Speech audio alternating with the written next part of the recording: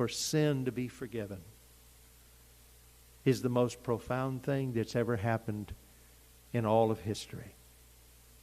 And here Jesus is saying, so that you will know I have the power to forgive sins, I'm going to heal this man too.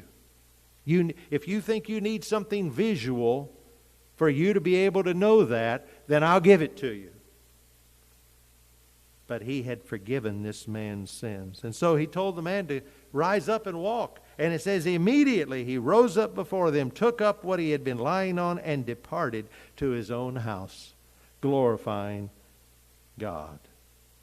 The authority of Jesus did not please everyone. These scribes and Pharisees, they were not happy with what Jesus had said and with what he was doing.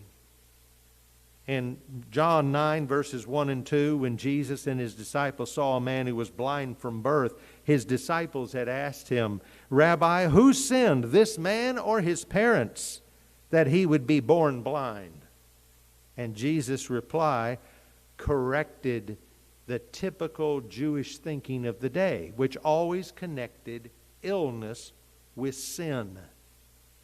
They always thought that if somebody had a physical ailment, they must have done something to bring that upon themselves.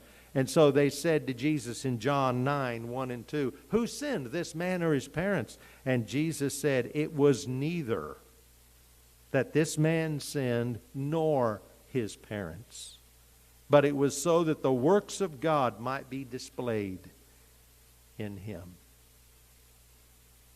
So it wasn't specifically that this man, now we're talking about the paralytic man, Jesus was not saying that man was the way he was because of his personal sin. He had committed a particular sin.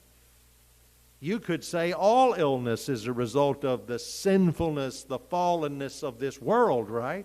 Because death entered the human race through sin.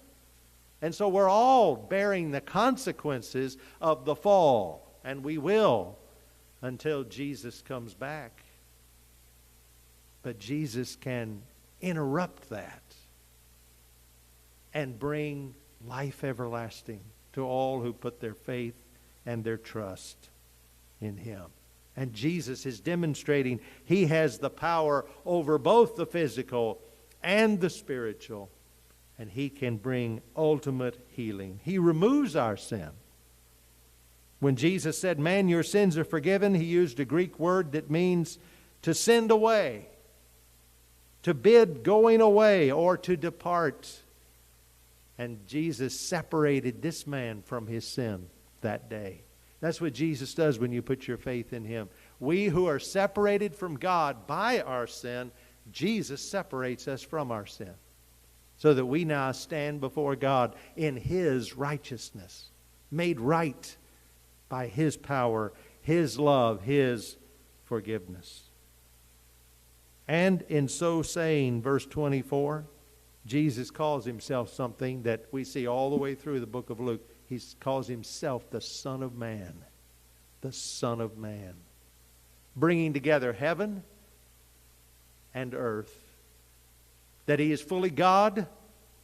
He's the Son of God, but he's also made as a man. He became flesh.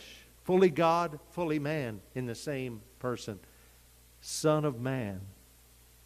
And this is connected to Daniel chapter 7.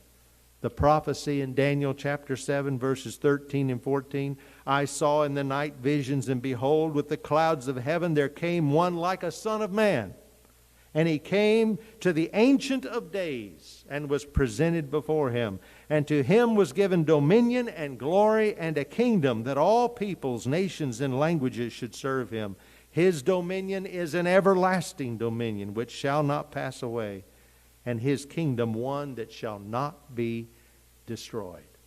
When Jesus called himself the Son of Man, don't you think everybody there immediately thought of Daniel chapter 7? They knew that Jesus was connecting himself with that prophecy, that he fulfills that great prophecy, that the Messiah had come and a kingdom that would never end. Jesus uses that title for himself. He's telling us all that he has ultimate power and authority given to him by the Father. He can heal, he can forgive sin, he is the King, and his kingdom will never end. And verse 26,